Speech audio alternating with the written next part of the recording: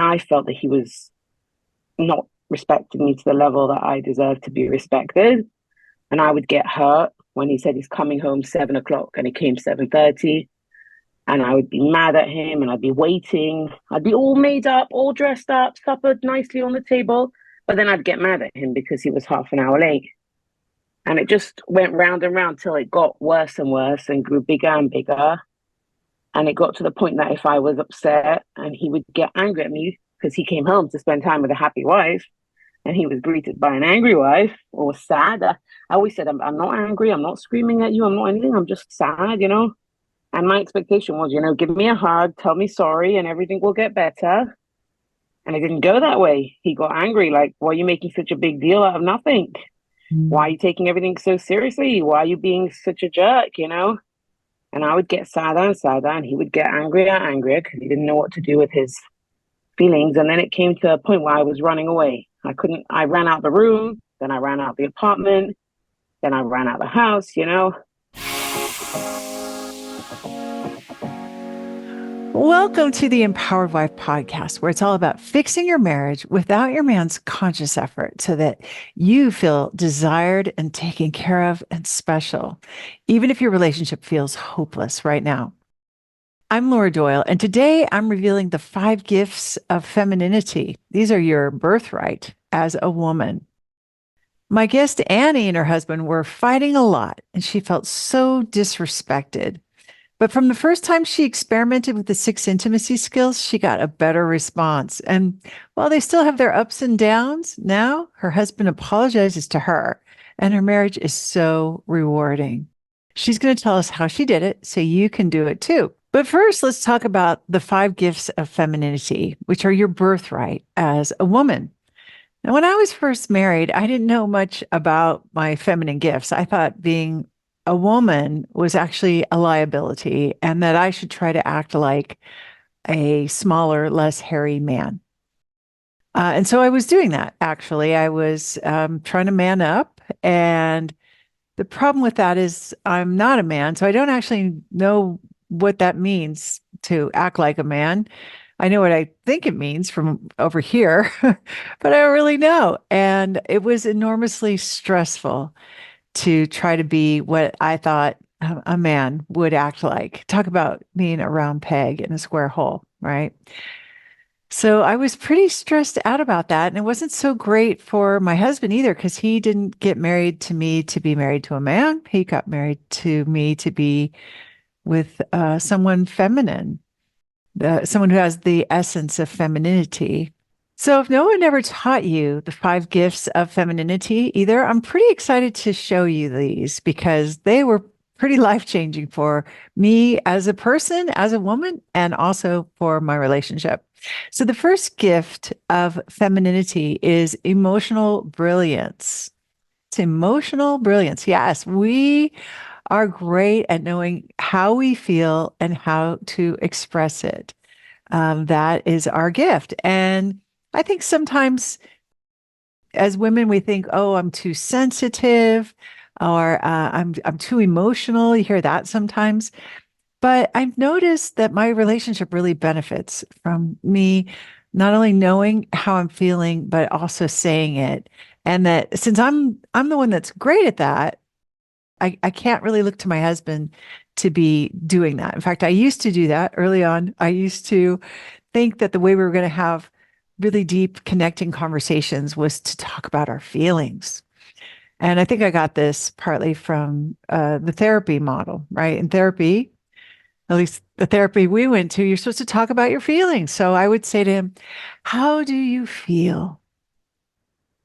And he would look kind of startled and then he would say, hungry?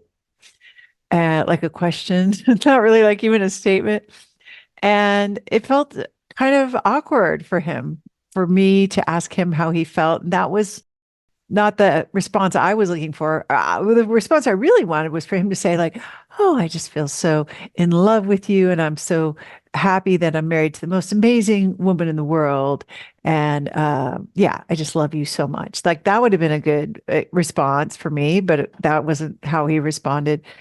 Now, these days, I don't ask my husband how he feels because I know it's really for me to turn inward and ask myself about that and be the keeper of my own emotions by expressing how I feel. And in order to even enhance my natural emotional brilliance, I have this little mnemonic device that I use. Of course, there's physical feelings like hungry and tired. Those are really good ones to check on.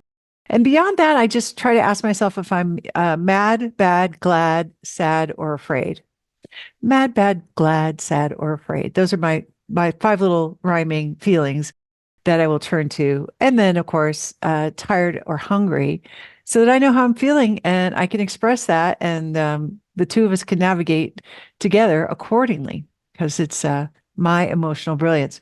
The second gift of femininity is magnetism. Women are the sexier sex. We are the ones in the human species with the fancy tail feathers. And this is not just about how you look. This is feminine essence is magnetizing. It's an irresistible magnet to masculinity. And I just love, there's an old Seinfeld comedy stand-up that he does about how he goes, well, what do women want? Well, nobody knows. I don't know what women want. He goes, but what do men want? It's very obvious. Men want women. He's like, wherever there's a woman, there's a man on the job.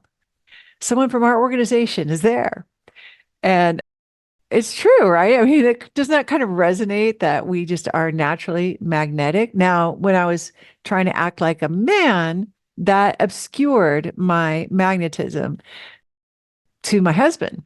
So that was painful. I didn't really know what I had done that made me seem less attractive to him, but that certainly was part of it.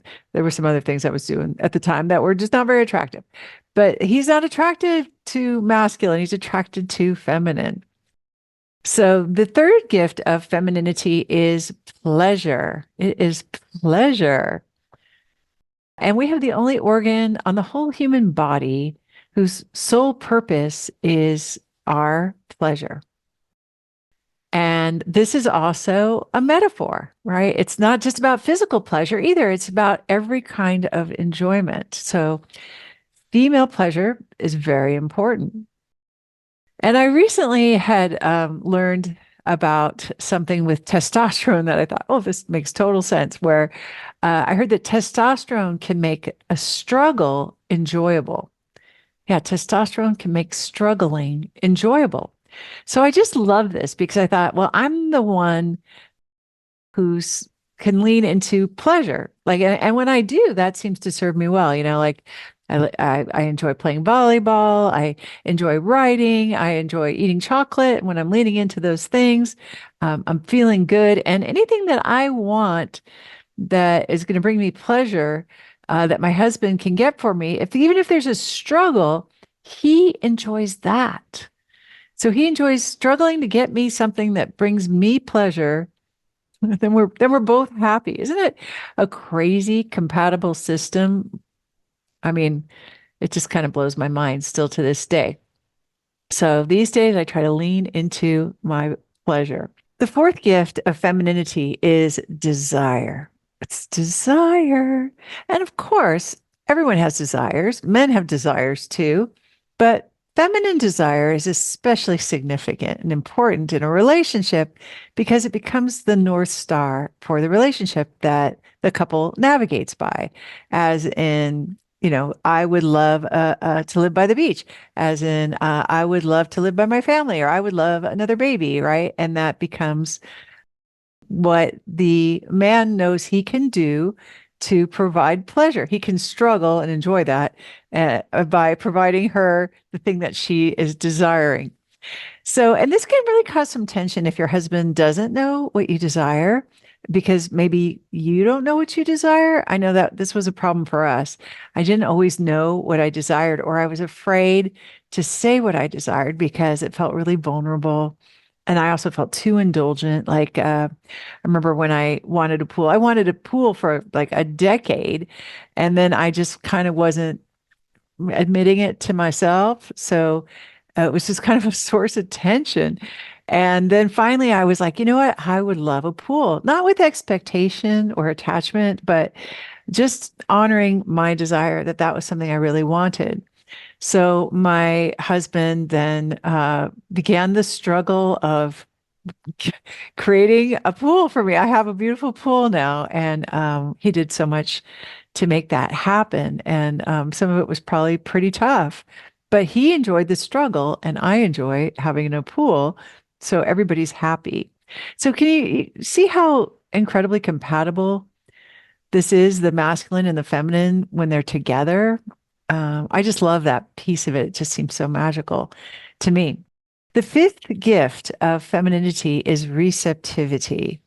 It's receptivity. So we are also built to receive physically. And again, this is a metaphor. It's not just about physical receiving, it's about every kind of receiving gifts, compliments, help, special treatment, apologies. We are built to receive, and we have the power to either receive or not receive.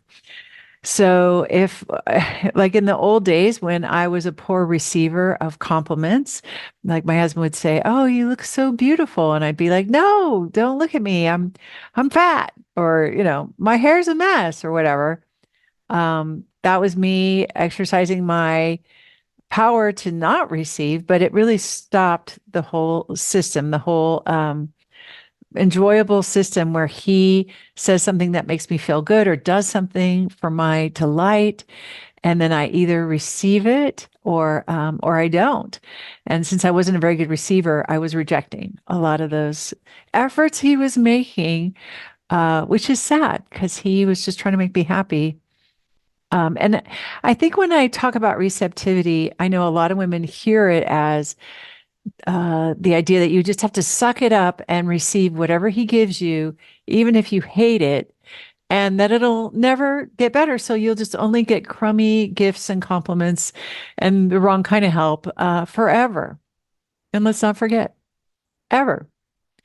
But that's not true. For me, that might be an issue of the fourth gift of femininity, which is desire, right? So you might be, maybe you haven't communicated a desire clearly, maybe because you haven't admitted it to yourself, maybe because you felt a little guilty or too indulgent, like I did about my pool, for example.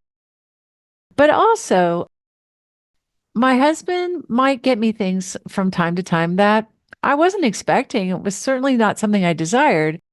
So it feels like it's just stretching my horizon. And in that situation, I'm receiving his thoughtfulness, his efforts, his love. Here's an example. He a while ago he went to the Academy Awards Hollywood area. He didn't go to the Academy Awards. He just went to the Hollywood area with his brother for the event. And he came back and he brought me this replica of an Academy Award, and it says Best Wife on the bottom, which I loved. I was super tickled to get it. And I, called a couple of my friends or texted them, bragged about it. But, it could be something I could have thought like, well, that's cute. It's a cute little knickknack, but it might, I don't know where I'm going to put it. But it actually ended up being so valuable. It's now the award that I give out to my podcast guests when they come on and they tell an inspiring story about how they've transformed their marriage. I also like to give them the Best Wife Award that I originally received from my husband. So receiving is multidimensional, but it certainly is a gift of ours that we are in a position to receive graciously if we know how. It's a skill that I found is totally worth developing so I could receive pools and well, cups of tea every morning and little statuettes that look like Academy Awards that say Best Wife on them. Now, when I realized I didn't know most of these skills, these gifts of the feminine, when I first got married, I remember being disappointed that my mom didn't tell me and my grandmothers didn't tell me about these gifts. And I've since come to realize that they may not have known either. Not everybody knows about this. So I'm super happy to be telling you about them. And I've also written it all out step by step in my book, The Empowered Wife. So if you want to figure out how you can apply these skills in your relationship, these gifts, the feminine gifts, and have it just feel so much easier and more successful. Because that's what happened for me when I learned these gifts of the feminine. It's all spelled out in the Empowered Wife book. And you get those cheat phrases and get your birthright of feeling taken care of, adored, and cherished. I have exciting news for you because right now you can listen to my book, The Empowered Wife, for free with your Audible membership in the United States. So discover the 6 surprising secrets to attract your man's time, his attention, his affection when you listen to the Empowered Wife audiobook on Audible without using credits. You don't need any credits. It's free. The Empowered Wife has over 1,700 5-star reviews, and it also has some 1-star reviews too, because not everybody is ready to hear what they can do to fix their relationship without their man even knowing about it. And I get it. I wasn't ready either until my marriage was completely falling apart and we were on the brink of divorce. And then I learned from women with happy marriages what actually works. And now my marriage is shiny and amazing.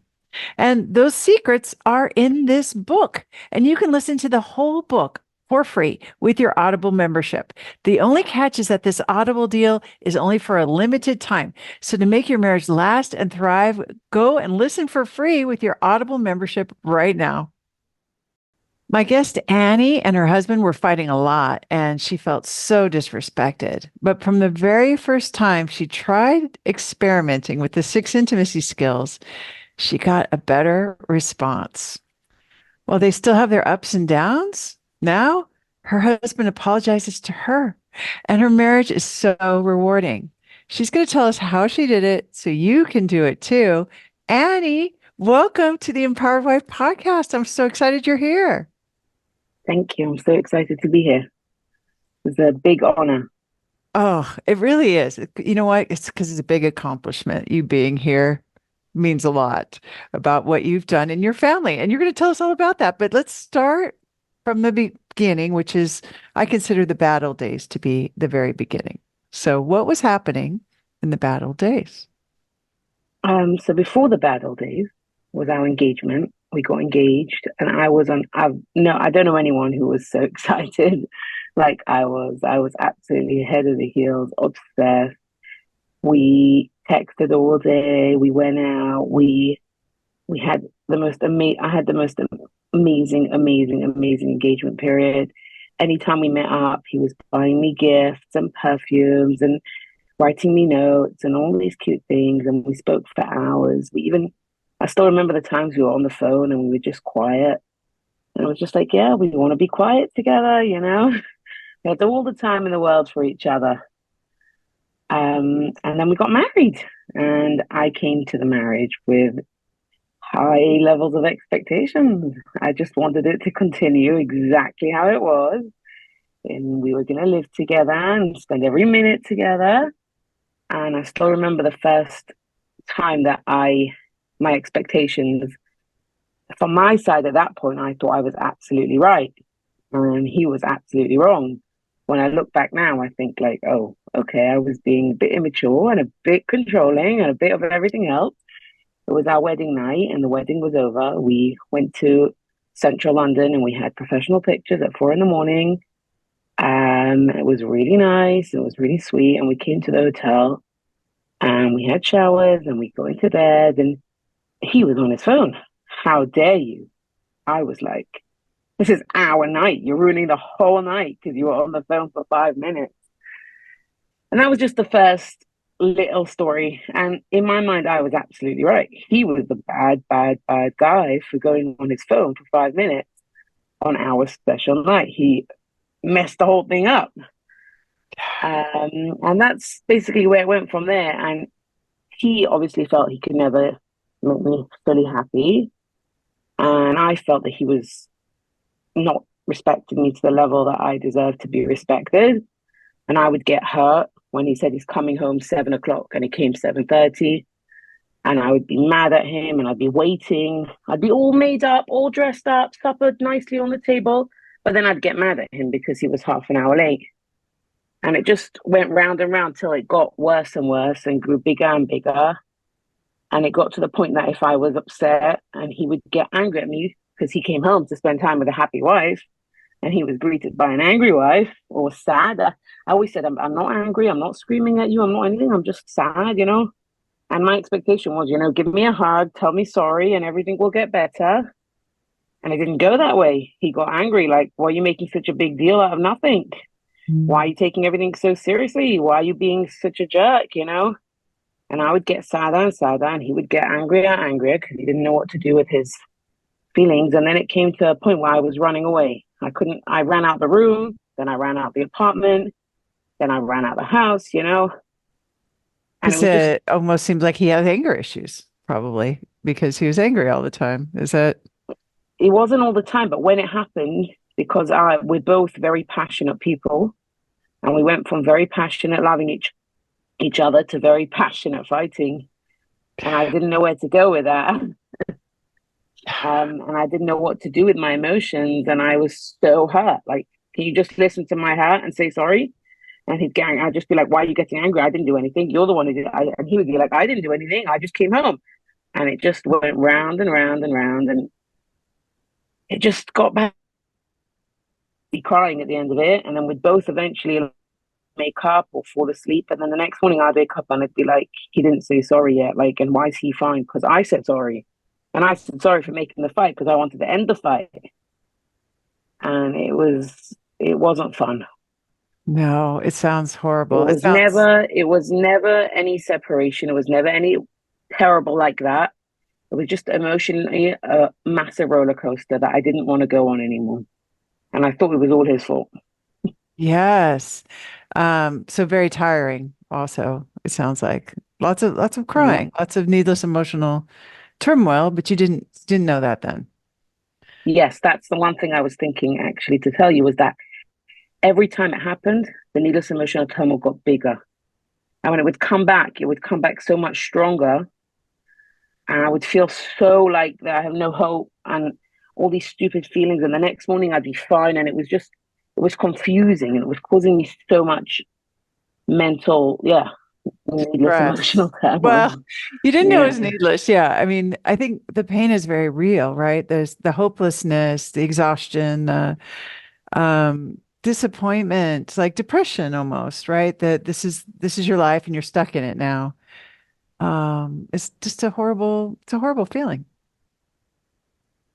Yeah, Yeah. it wasn't a fun place to be. No, not at all. And I must say my husband didn't like it either. He was so upset each time as well. He would get so sad for how things turned out. He wouldn't necessarily apologize, but at the end of it, we would stop fighting, and he'd be so sad, and I'd be like, "Why did I make him so sad? What did I do?" Like I wouldn't understand that he just wanted me to be happy, and he wasn't managing, and it was very hard for him to see that way. The Yeah. fighting was actually because he loved me so much, and he didn't want me to be sad. So just heartbreaking all around, really. Mm. Yeah. So was there a moment when you thought, oh, we can't go on like this? There were moments when I thought that kind of thought, but they were always only in the downside. It always got better. It always, it always, and there were times when I cried for hours and I didn't know what to do, but it never got, there were times when I did think like, you know, maybe I should go to my parents' home or something and, you know, maybe I should take a break. But I loved him so much and I knew that he loved me so much. And I knew that there had to be a better way. There had to be a way to figure this out and to not go down that path because that path was hurting both of us. I knew that it wasn't good. No, it does sound very painful. So, so what happened? So what happened? First, well, the first time I encountered your book, it wasn't yet at the breaking point. I have some sisters and they recommended it. They all had read it. It was recommended in my circle of friends. And I told my husband, I want to buy a book that will make me a better wife. And he was all for it. He was all for every therapist I went to see. He was all for anything. He was very happy for me to to do what was best for me. Whatever I wanted to be a better person, he was all for it. So he ordered it for me. He went online and he ordered it for me. He wasn't embarrassed. He wasn't like, he was like, sure, we'll get this for you. Why not? Try it. And I So read it. were you also going to the therapy?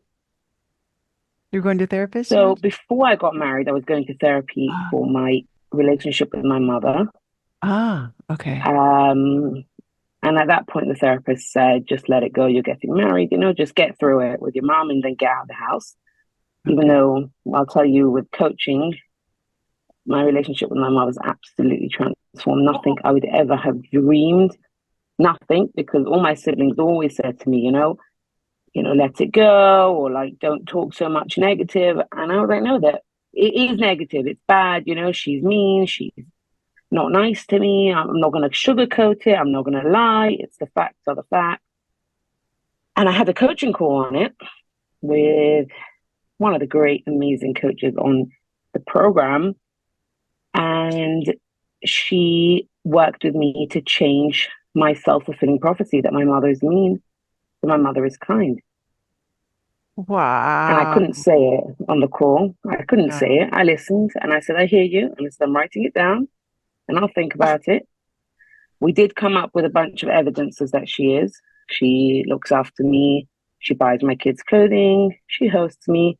She did at that time say mean things and act in a certain way towards me. But we found evidence for the positive. And I spent a week thinking about it and writing down more evidence. And I came to the point of allowing myself to feel it. And I decided I'm going to call her every single day just to say hi with zero expectations. And I did. And I remember the first time I saw her after that was by a wedding of a family member. And I came late and she went running to get me a portion and to look after me. And my sister was sitting with her jaw dropping, like, is that our mum doing that for you? Because I was always the daughter that we didn't get along. It was like official in the whole family. Oh my gosh. And I have worked very hard to let go of all expectations from her.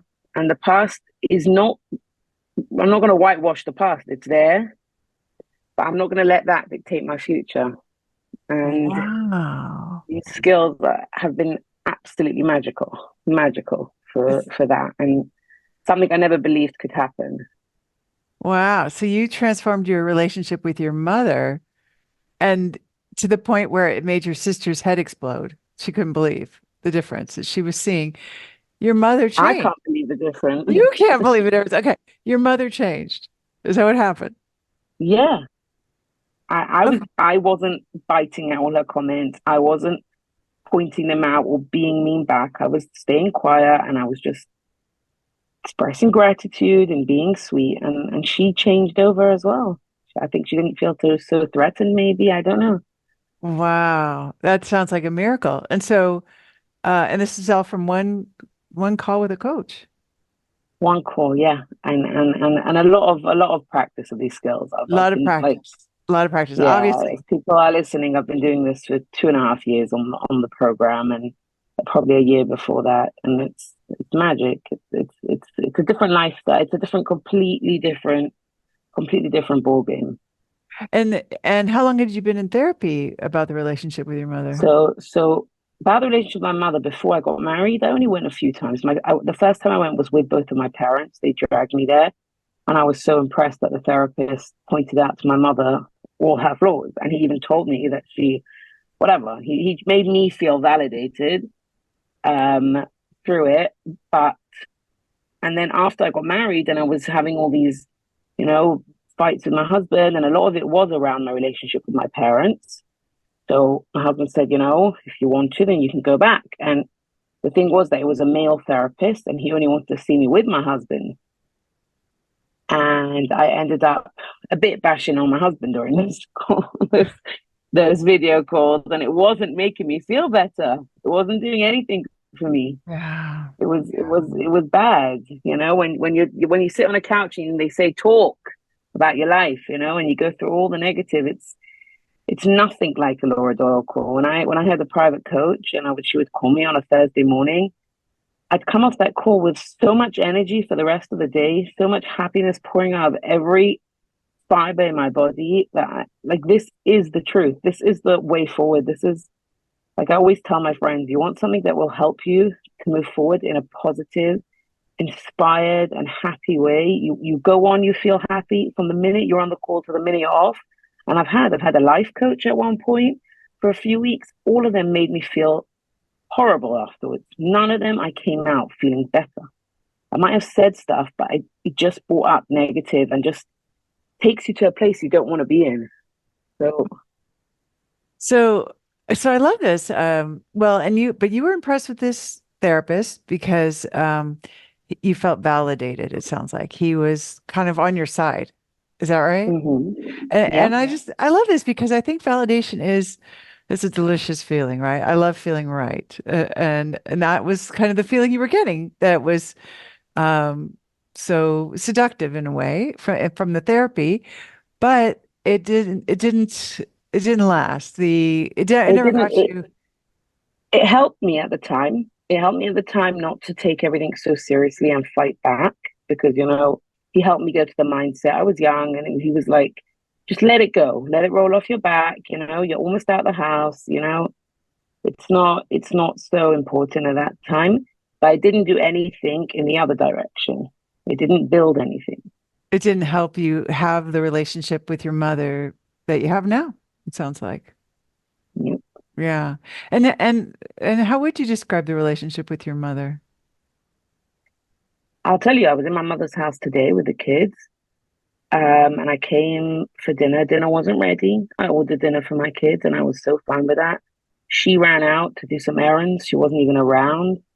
But I have no expectations anymore. And called her to tell her bye from the car on the way home. And yeah, and I was told her I was happy to see her, and I saw her. And I'm just staying positive and staying upbeat. And actually, she was in New York this week and she bought me some clothing for my kids. And she was all excited and I'm expecting. So she bought me a baby choice in boy version and girl version. And so just take them because I don't know what you're having. You're not telling me. And it was so sweet and so much more than I could have.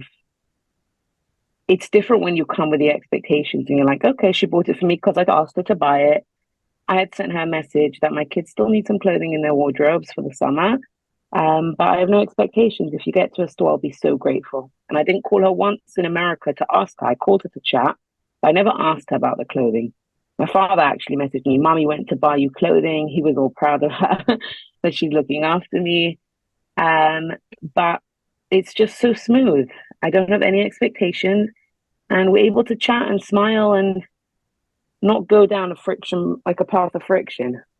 Wow. That's amazing. That's terrific. And it sounds like she has changed in some ways not so much, right? Some of the old irritants from the relationship that you were struggling with are still there, but they aren't affecting you the same way. I think it's more of what you focus on increases, and Ah, I've changed my focus. well said. Well I said, didn't I didn't think I could do it, and I fought with my sisters all the time about it. I'm not going there. She's mean. I'm not going there. She did this. She did that, and I don't care, and I'm not interested. And now I didn't realize I could get that mature, but I've matured maybe. Anne. And you were coachable. You were open to your coach's invitation to try a different way. And you worked very hard on it, actually. So this is very impressive because I think it is easy to say these are the facts are the facts, and they're not going to change. And so therefore, we're going to stay stuck in the kind of relationship we have now. But you didn't do that. So I really admire that. I admire that very much.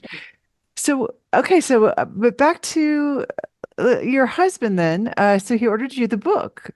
Which book did he order you? The first book I had was The Surrendered Wife. The Surrendered Wife. Okay.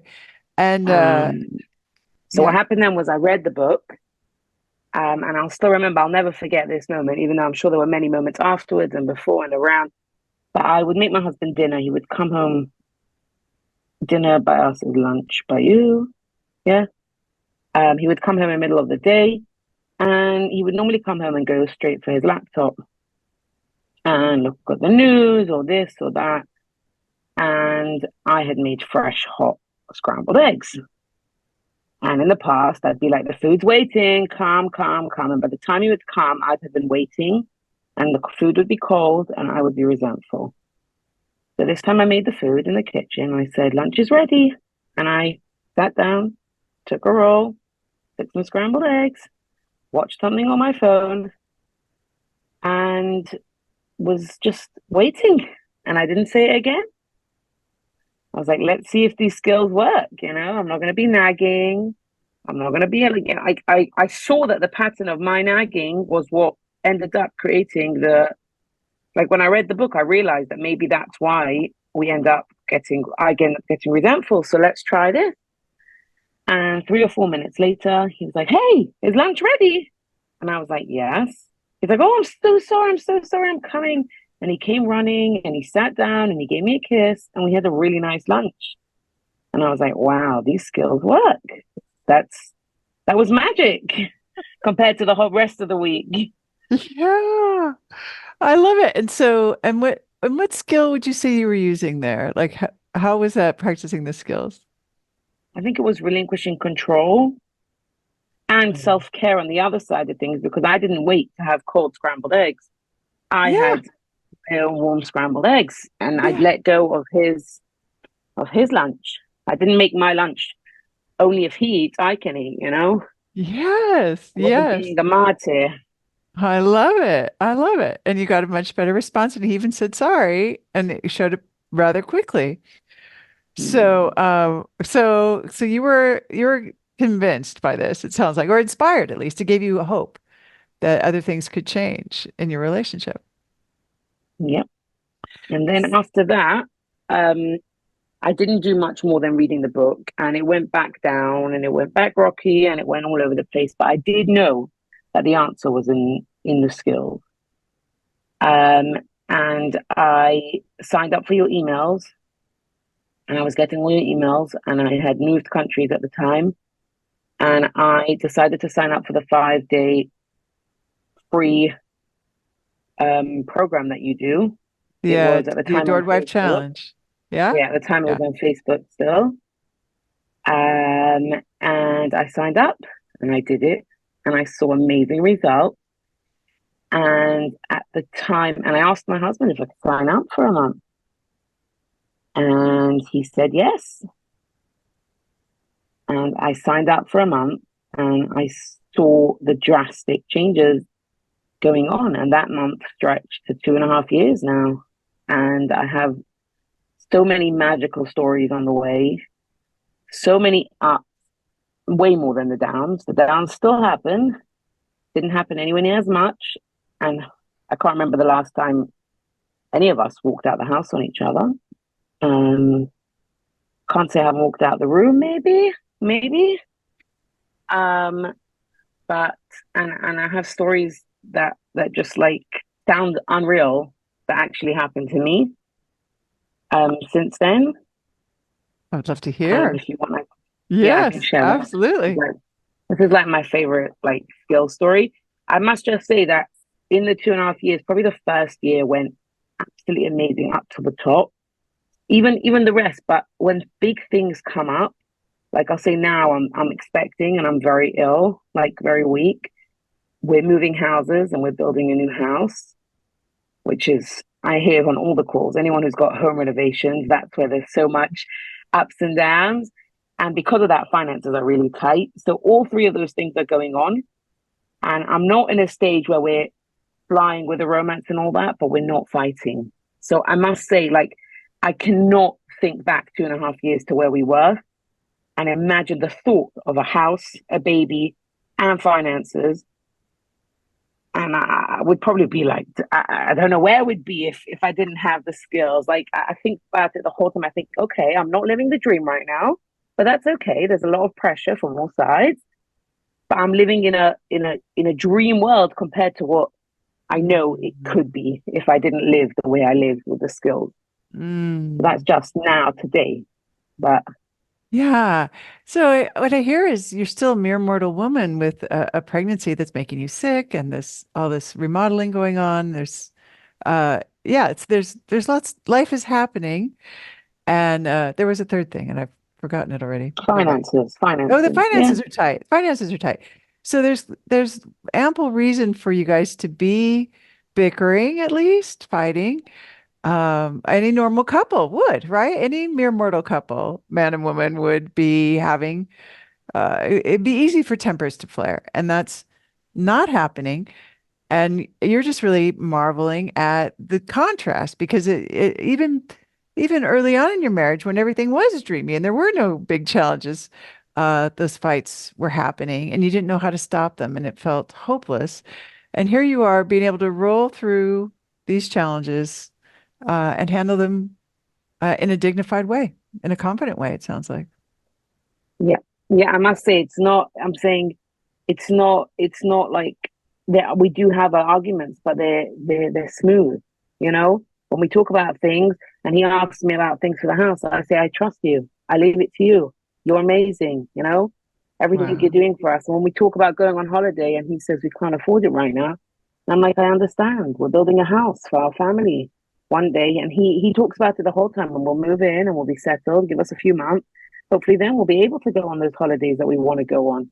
It's very respectful, and like it's a different page. It's it's open dialogue. It's safety, emotional safety. Mm. It's so much more than I could have ever dreamed for. Wow, I hear it. I hear the emotional safety at your house. What an incredible accomplishment, especially from where you came from, where it felt like uh yeah, he was doing things wrong, coming home late, looking at his phone, not coming to dinner, and it was causing you so much heartache. To just be able to have these smooth conversations is really tremendous. So I love that. So you sound like you're a very skilled woman. Like you've really been practicing and being thoughtful about your focus with your husband and your Thank you. relationship. Yeah. Yeah. What other skills Do have you want you? to do you want to hear the story? Yes. There's the two biggest highlights in my marriage, and I must say from the beginning, like for example, I wanted him to surprise me with a holiday. I basically begged for it, and then he surprised me because I was like, when are you surprising me? Like, you need to surprise me with a holiday. I deserve a holiday, and he did. But it all came on the back of that. Or we went away on our honeymoon, and I still complained, like, why are you not spending so much time with me? Like, why are you busy with something else? Those were the times then. But then with the skills, the first the big story that I love to share, I always told my friends this one, and I told my siblings and everyone, was my birthday that first year. Which year was it? I think it was 2 years ago. And I we have two birthdays. We have a Jewish birthday and a calendar birthday. And I was like, hey, my birthday's next week. He's like, which one? I said, the calendar one. He's like, well, I only celebrate the other one. And I was like, okay, well, I'll celebrate it myself. And so I was like, I'm going to Ouch. plan a full day of self care. No, I was okay with it. And I was Okay. doing the skills. And Okay. I knew that I want to do this. If I don't do it because of what he said, that's not going to serve me in any way. Right. So I was like, this birthday is going to be a day of self care, a day just for me, a day without zero expectations on him. I'm going to have an absolute blast with it. First, I arranged someone to go out with me for lunch, for brunch. I went out with my neighbor and she offered to pay, which I'd never accepted before. And it took so much, so much self-control to say thank you and I did that because of the skills. So my lunch was paid for. Then I Oh, went to get my nails done because it's my birthday. And I sent pictures to all my friends. Look at my beautiful nails because it's my birthday. And I was so on a high. And I put my kids to bed and I filled myself up a bubble bath and I was going to have a bubble bath and be all good. And I was being so grateful. And my husband came home and yeah, he came home and I was in the bath and he was around the house and I was like telling him all about my birthday. And then let me think what happened. And I'm trying to, where was my, oh, because my husband was in the bedroom. Was he in the bedroom? I knew that maybe he was on a call, on a business call or something. And someone knocked on the door. And I was out of the bath and I was in my pajamas. I was like, hey, who's knocking? And I quickly put on a robe and went to the door and I was like, who's there? And this little voice said, we're collecting for charity. And I said, oh, okay. One second. So I opened the door and peeked out, and it was my best friend. And they had surprised me. And they knew I was in the bath because I sent them a picture of the bubbles and everything. And they played along and they had called my husband to ask him if he'll babysit while they take me out. And I got dressed, even though I was in pajamas. I got dressed, did my makeup. They took me out. We went bowling. We went to the arcade. We got drinks. And again, they paid for everything. I didn't pay for anything. I was spoiled as can be. And then one of my friends made a video of it, like, with happy birthday in the background. And I had the most dreamy birthday I've ever had. I felt so little and so spoiled. But that's only step one of the story. Okay. I love it. I love it. Step two is the next birthday. So with all the skills, I expressed a desire. I would love to go out to eat on my birthday and sleep away in a hotel for the night. And I didn't have expectations, which I always say to people, it's impossible without practice. You can't not have the expectations if you don't really put your mind to it and work on it. I don't even know how I had the self-control not to expect. If I asked for that, give it to me. But I didn't. I didn't expect anything. And he came home that day from work quite late, and I hadn't made dinner because I said I'm not making food because it's my birthday. That's like, I'm nothing to do with him. I'm just not making any dinner because it's my birthday. And he sat on his phone, and I was on my phone, and I got a bit hungry, and I went to the kitchen. I made myself a salad, and I started eating a salad. And he looks up. He says, "Oh, you're eating supper." So I supper is dinner, whatever. I keep using different words. And I said, "No, I'm just having a snack because I'm hungry." And he was like, "Oh." He was expecting me to say, like, what do you mean? You're meant to arrange it. Like, why are we sitting here? And I was just like, no, I'm having a snack. And I do remember that I got up from the table and walked out of the room just because I needed to breathe and say, no expectations, no expectations, no expectations. And I came back and I sat there smiling. And he looked up and he said, I don't like any of the local restaurants. And I don't know what to do for dinner. So I said, oh, I trust you. And I just went back to my phone. And again, I was just quiet and, eating my salad. And after a few minutes, he didn't even know what to do with himself because he was so not, he wanted me to bite the bait and then it would be my fault that the whole night went wrong. Yeah. But it wasn't working. You wouldn't do it. You wouldn't bite that bait. Yeah. And so he looked up and he said, okay, I'm going to buy some food. I'm cooking dinner tonight.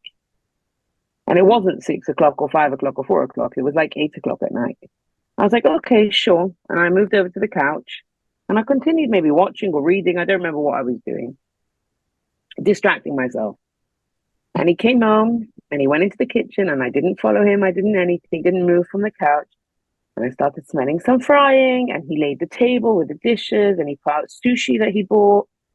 And I was just like, okay, I'm waiting, I'm just quiet. I don't expect anything. It's going to be amazing, whatever it is. And he came and he served the sushi and then he bought salad and we had rolls and he fried some pastrami and it was all very nice. And we were talking and everything was very nice. And I just was like, okay, this is amazing. We're spending time together. It's my birthday. I didn't have to make dinner. Everything's great. And then he gets up and he goes to the room and he brings back 2 bags. And he says, this is dessert. And I was like, oh, okay. I didn't even expect, because I was so zero expectations. I was like, okay, this is going to be my birthday. It's okay. I didn't expect a gift or anything. And he opened the bags. And first of all, there was a card there. And in that card, it said, even this is nothing compared to what you've done for our marriage and how much you've changed our lives. And all the money in the world can't say thank you for what you've done for us. Now, every time I think of when I read that card, I think, imagine I would have busted a few minutes before that, or I would have complained, or I would have anything. I could have ruined like the whole night and like not even like there were times when my husband wrote me nice cards and I ruined it just before. And then when I got the card, I was there crying my eyes out, like, he does care about me or whatever. But this time it was just so smooth. And he took out two watches. One was Gucci and one was Versace. And I didn't know how much these things cost because I'm not so into watches. And I tried them on, I was choosing, and he's like, it costed £1,000. And I was like, I didn't even know what to say because for our first anniversary, he bought me a photo frame for the wall. And he never bought me anything. Like, he bought me Uggs once and he bought me AirPods, but like, those are like small, they're not £1,000. £1,000 is like $1,300. And so I remember going to the toilet and just checking on my phone, how much does a Gucci watch cost? I didn't even believe him. And I came out so shocked that it was really £1,000. And that was the first massive, like, it couldn't have happened without the skills. You see yourself through the story that if I didn't show up the way I showed up, the whole story could have gone so different. And like it built my trust on these skills. These skills are there for me because if I would have messed up at any point of the way, I would have hated myself when I got this card. I would have been so guilty. I would have been so embarrassed, And I kept it going and I was, I think I'm very proud of myself, to be honest. Yes. But Yes. he did it all. He did it all. Maybe not the way I wanted, but he made dinner.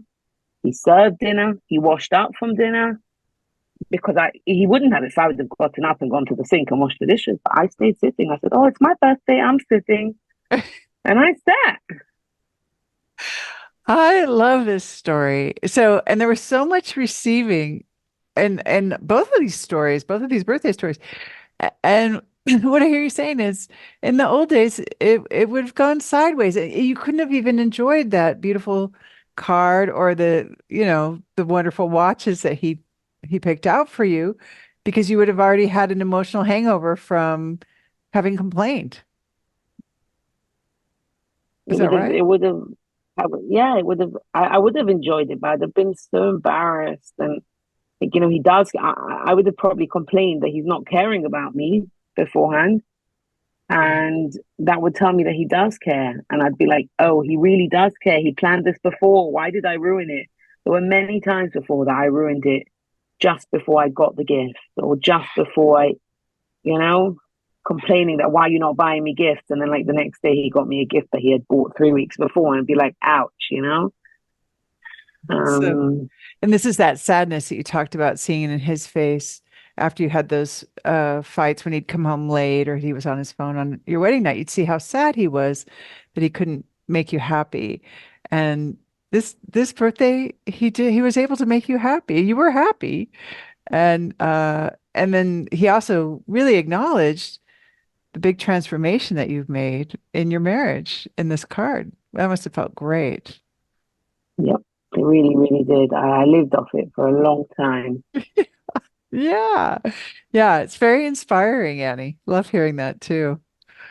Wow. So it sounds like your marriage is yeah, I mean, I hear a lot of love. I hear a lot of a great emotional safety and connection and romance, I think in that birthday. And wasn't at all what you expressed your desire for. You had said we wanted to spend the night in a hotel. That didn't happen, right? Nope. And that's okay. You're okay with this. Yep. Yep. Yeah. I love it. So no resentment, no, like the next day you didn't wake up thinking, how disappointing. No, it was beyond my wildest dreams. It's better than what you had expressed a desire for, it sounds like. I love it. Well, those are amazing stories. And I love that you've collected these stories. You've done a good job with that too, because I think telling these stories is a part of how we can celebrate the progress and the transformation that we've had. So I want all the stories. Are there other stories that we should be hearing? It's just when I'm telling you now these stories, when you talk about you want your marriage to be, what you want it to be and how you want it to be, it isn't like that every day. It doesn't happen. But when you practice the skills, you have proof, you have evidence of, now my husband's busy and he's working massive days and we're trying to get through everything and he's helping me around the home all the time with the kids. He's unbelievable. He's stepping up so much. But the romance and all that stuff, it isn't, I would love for it to be more, right? We always do. But when I think back to the story that I just told you, and I think back to the times that he's blown me away beyond what I've ever dreamed of, I know it's there. And I can still find it in every day. There's times when he does things, I'm like, oh, you're so romantic. And that's like part of an SFP of like, you have a self-fulfilling prophecy of what you want. When you want something and you believe in something and you look for the evidence, you can build it up so much more within yourself and within your relationship.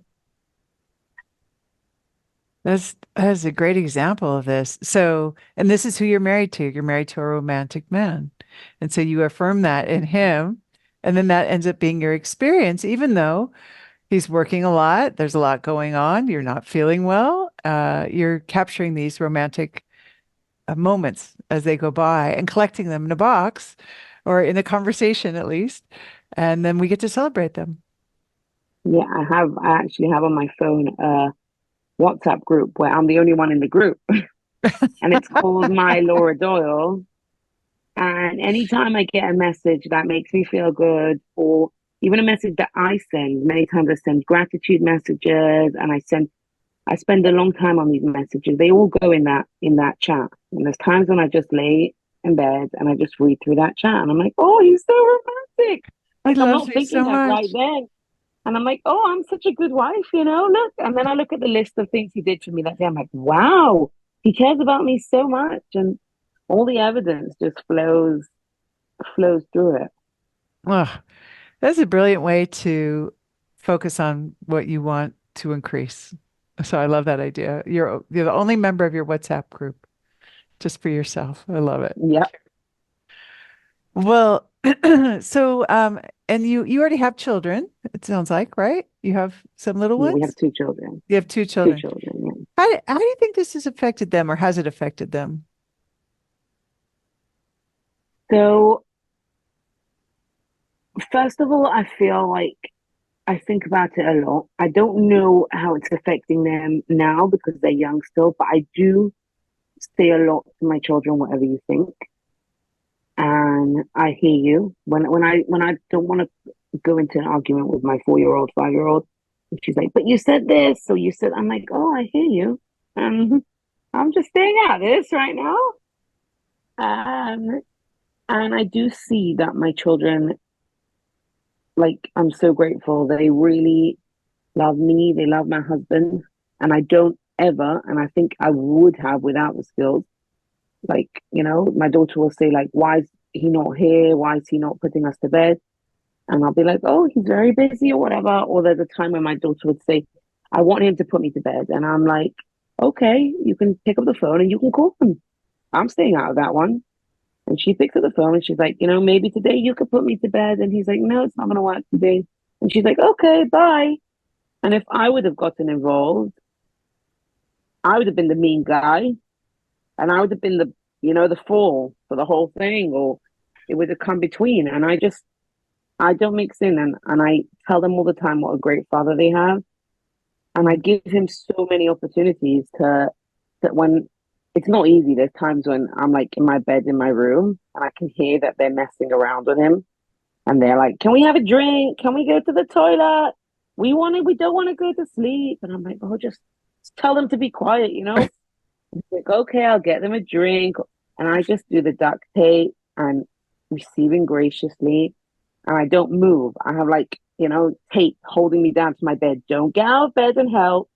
Don't try to get involved.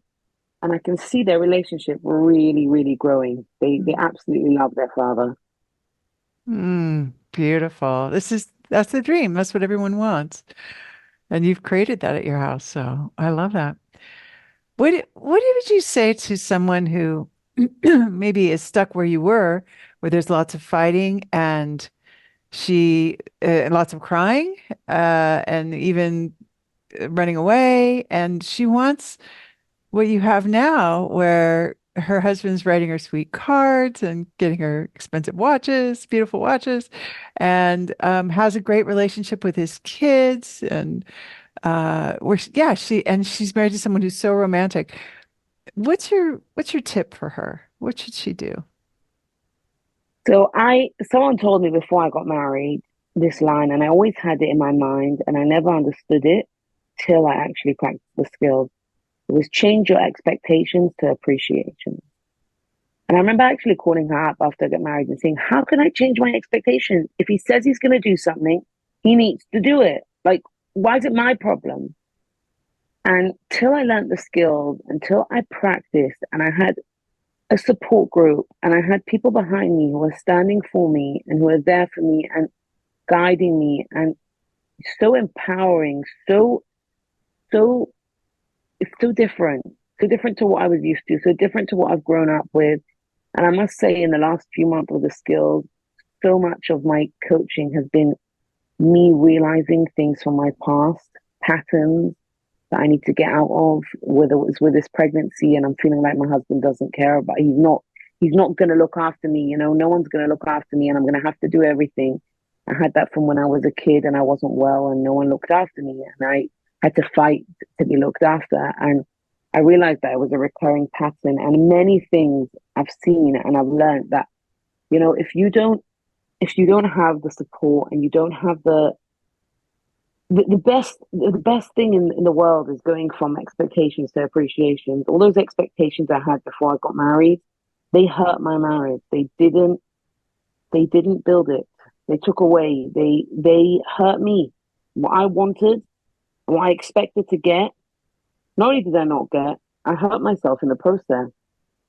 So being grateful and being appreciative of whatever you get and being happy and I always tell people marriage isn't magic. The more you put in, the more you get out of it. So it takes work, it takes effort, but it's well worth it. Yeah, I love it. And I loved hearing, yeah, so this is about you choosing your gratitude again and again, and then touching heaven. There's a quote, I think, that to live gratitude is to touch heaven. I forget, Goethe, I think, said it. And that's what I hear you describing, that this is what you've learned to do. And now it sounds like your family is really benefiting from all this effort that you've put in to becoming the best Annie. I think so. But I must say, Laura, that it's a combination of all six skills. Everything you're saying, I'm thinking so many more areas. Everything together, every step that I took built a bigger connection, a stronger connection, a stronger appreciation. Even within, it's all within myself. I built so much more of myself every day that I'm learning the skills. Every day that I'm following by, I'm becoming a different me, and I'm so grateful for that. It's serving me so so well. Yeah, I really hear like so much confidence and yeah, a sense of accomplishment in this, in working the skills and practicing them and becoming your best self too. It sounds like you'll just be a lifelong student of the skills. It'll probably never stop. Maybe you'll become a coach even. You'd be a That's my terrific coach, dream. I think. Yeah, yeah, yeah. You sound like a future coach to me. And what do you think you would say if you could go back in time and talk to Annie and tell her what you know now? I would I would tell her, like I said, change your expectations to appreciation. And another thing that I didn't mention, um, not to try, this is what a lot of coaches say, and you've said it on your lives that we have monthly and these things, um, that your husband married you for who you are at the time. If you try to change yourself to be for him, it doesn't work. And I did that. My husband would say, "Oh, I don't love those shoes." I gave them away. I asked him, "Do you like this dress?" I'd be like, "Okay, I'm not buying it." Or I said, "You think I should go out with friends tonight?" And he'd be like, "Nah, you're probably tired." And I'd be like, "Hello, I want to go out with my friends, but you know what? You don't want me to, so I'm gonna stay home and I'm gonna be resentful and I'm gonna, I thought that was being a good wife.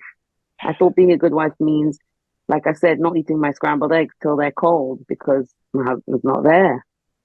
And that's just absolutely not being a good wife. Anything that brings resentment is not good. And I just told this to my sister yesterday. She was venting to me. And I was like, if it makes you upset, don't let yourself do it. It's not worth it. It's not worth doing something. What was the line that you say? Resentment and Yeah, and correct. intimacy can't be in the same room, right? Yeah, that's It, true it too. doesn't That's work. true. You can't be resentful and intimate. Yeah. Or grateful and Right. resentful or intimate and in control. Yeah, yeah. Yeah, absolutely. When you go for the negative, like if you do something and you're not happy about doing it, it Oh won't serve yeah, you in the long run. it And I won't. and I didn't think that. I was like, I'm gonna do everything for this guy because I love this guy, and I'm just gonna do everything. And then you comes the baby, and you're doing absolutely everything, and the resentment just gets bigger and bigger and bigger, like a monster, and it's not worth it. It's not worth it. Yeah, I love that. That's a great way to sum it up. Anything that is making you resentful is not going to be worth it. That's exactly. I agree. I agree. So wise, Annie. Um, well, I am very impressed with all that you've accomplished here, and I want to celebrate and acknowledge you by giving you the Best Wife Award. Congratulations. You have done something incredible. You've been humble and courageous and persistent and determined.